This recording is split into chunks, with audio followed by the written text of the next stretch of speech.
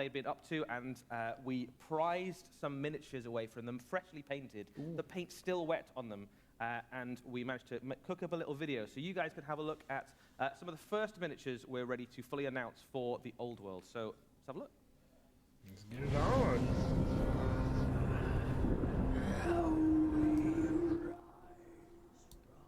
Gross. I'm putting the music down and talking over this because the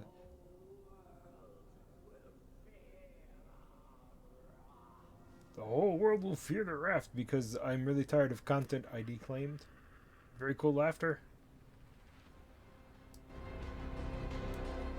Ooh, they brought back the Tomb Kings. Very cool. But are they plastic or resin or are they metal? That is the question.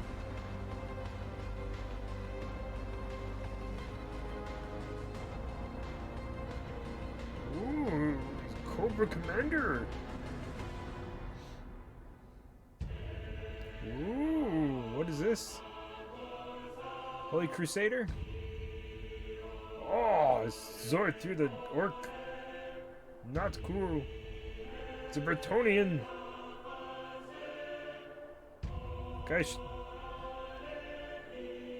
Guy, I wonder if he's a Blood Bowl player. We will fight for our people, for our home, for the lady. For the lady! Don't know who the lady is. Can Bretonnia hold back the Tomb Kings? Find out more.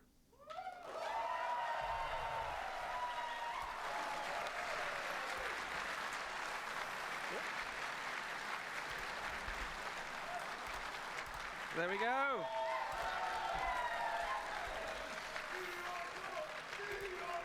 So there we go. There we go. Some brand new miniatures on the way for Warhammer, the old world. Let's have a talk about this model first. This is a Bretonnian Paladin. Ooh. This will be a familiar character to those of you who are familiar with the world that was, the old world, in its previous incarnation of Warhammer Fantasy Battles. This is a questing knight. It looks like he's just lopped the head off a mighty orc warlord of some sort. Alex, what do we know about this guy? So the Bretonnian Paladins are kind of like almost like a lieutenant style character within the Bretonnian army. Why does So they everything could have to be a lieutenant? Knights of any rank, and they tend to have. The main force of Bretonnia is the Knights of the Realm, and they obviously can be on foot, they can be on horseback. But this guy being a paladin, he's the same. He's not necessarily taking the quest to go be a questing knight. He's not necessarily drank from the Grail. This might be by choice. You know, he doesn't feel ready, or maybe it's by circumstances. Maybe he's got lands and holdings that need him, because obviously when you go on the quest for the Grail, you've got to abandon all your earthly possessions. And there's some fantastic details on this model. And I think we've seen very cool the model. orc of the day. Yeah. Yes. Nice little hint there about some of the other things that might be on the way for the old world as well. Oh, It'd be very odd if we just had the head. true. Yeah. But yes, fantastic details. That stag helm is incredible. If you look on his back, obviously, if you can't afford a horse, or your horse was killed, you are going to have to carry all of your own stuff. Unless you've got some peasants. Sucks. Yes. How many peasants would you need to carry a horse load of stuff? At least two, one for the front, one for the back. Oh yes, perfect. Right, so this is a resin kit. There will be plastic kits on the way as well. What you'll tend to find is that all of the factions that come out or are supported for the old world will see a mix of returning kits. They'll see some new resin kits, and they'll see some new plastic kits. There's some options for this kit as well.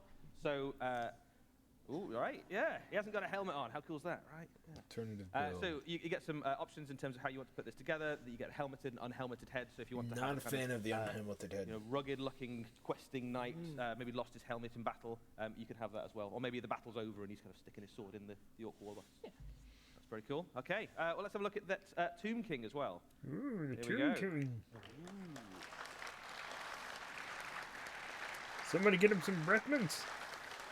So again, Get a foot Rose hero for the wife. forces of the Tomb Kings. Alex, what do we know about this guy? Yes, obviously the Tomb Kings were buried, entombed, and embalmed by the mortuary cults, and the whole idea was that they would be preserved as best as possible and then returned to life. That didn't go according to plan, and no amount of embalming is going to keep you safe after thousands of years. And so when they've come back, you can see the fantastic difference between the flesh and the metal. So the flesh is all withered away. You can see that spine there sticking out from his stomach. Gross. But all of his ornate golden armor, it still looks fantastic. The only difference being the Koppash-style sword he's got there is all chipped and battered. So maybe he died in battle. Maybe he's been using it since. Yeah. But yeah, no, it's absolutely fantastic model. Same again. Do you like it? Full of beautiful details. Yeah, no, he's absolutely fantastic. Yeah, and both of these models are sort of typical of the sort of aesthetic and style you can see. They're quite clearly very reminiscent of the stuff we saw in Warhammer Fantasy Battle, and they'll fit very nicely if you already have an army for Warhammer Fantasy Battle for either Tomb Kings or Bretonnians, or if you want to start a new one as well. So we've got a few more things to talk about, some details about what's going on with the Old World. So this is the map of the Old World. We've shown this a little bit before, but it just gives you a sense of where this game is set, basically, where the setting we're concentrating on. And we've got a few things to tell you about the time and the place of where the Old World setting is going to be. So the game is very much set in the Old World, and we mean that in, like, literally geographically, it's set in the bit of the world that was. It's called the Old World. In terms of the timeline, it's going to be during the time of the Three Emperors. For those of you who are familiar with Warhammer Fantasy Battle, that was the time just before the Great War against Chaos. So there's loads of stuff happening at this time. There's things like battles in the Border Princes. There are Empire has got civil war and infighting. There are undead armies rising up. There are orc wars on the way. There's invasions from the south, from the Tomb Kings. Very Huge cool. big chaos army coming down from the north. So it's a really exciting time, basically. And it also puts it hundreds of years before the events of the end times. So what you'll see is that lots of the mortal characters that are contemporary to the end times, you probably won't see, but you might see some things that are continuous that would still What does that exist mean? in the time of the Three Emperors. So they're we'll not also gonna see bring lots of back new characters, so named new characters that are characters? significant to that period in time. Okay, that's what I was worried about. Is they The wouldn't be focus bringing for them back. the Old World team has very much been on the factions that are battling at that time. So the armies that are going to getting attention are those ones that I've just talked about there, basically, that are actively fighting in the area of the Old World, whether they're invaders or they are the defenders of the Old World. So very limited. So very a limited. few other bits about it. So every time factions. one of our factions gets covered, you can expect to basically see some returning miniatures. The Warhammer Fantasy Battle range is vast, and there's lots of really nice miniatures in there, so we'll give people a chance to get those again. You'll also see some new things in plastic. You'll also see some new characters and things in resin. So it'll be a mix of different things. If you've got an existing Warhammer army, you can add into them, or you can start a new one. The other thing is that even though we're concentrating on the events of the Old World, we'll also make sure that if you have a Warhammer Fantasy Battle army, it will be supported in the Old World. So if you have an 8th edition fantasy army, you will be able to effectively play it in Warhammer the Old World, which is pretty cool. Okay. I think it won't come as a surprise to you guys that the first factions that we're going to be giving attention to are Bretonnia and Tomb Kings. So both of those factions will get new resin models, new plastic models, and see returning armies as well. Okie dokie. We've got a little bit of art to show you guys. The team that's been working on the new Old World stuff have also been working hard at things like the army book equivalents that will be coming out. And what they've basically been doing is trying to replicate the kind of look and feel and aesthetic of Warhammer Fantasy Battle and bring that kind of Old World feel to some of the artwork. So I'll get to show you some new stuff today. So here we go. That's the first one we've got. Very nice. Bretonnians versus do Tomb love Kings. art. You can see it's very reminiscent of the sort of style of art that you might have seen in Warhammer Armies books of old. Got a Bretonnian peasant there. That's one of the guys who might be carrying that stuff. Yeah, Force-wise. very grizzled. Often those bows will be heirloom items passed kind of from father to son. There we go.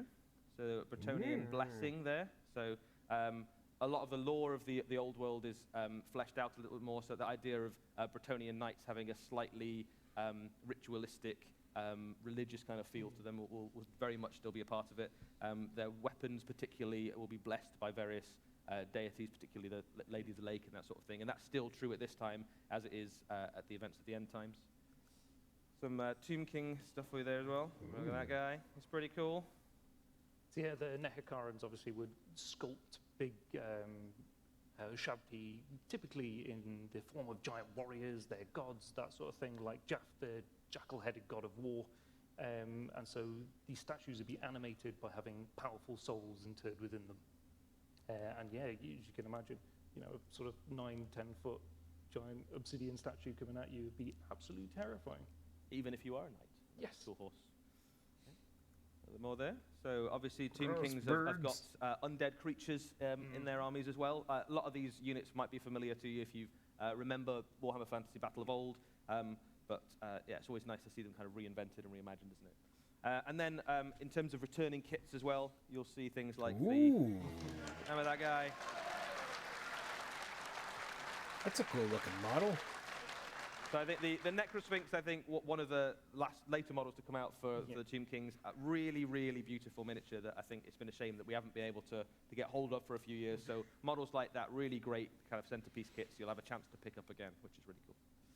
Okay, right. I'm afraid, guys, that is all we've got about the old world today. There'll be plenty more on the way. That's it? If you're in the audience today as well, you will have a chance to ask some questions at the end of the show too. So start thinking about what you'd like to ask. But we're going to move on to a little bit of Horus Heresy.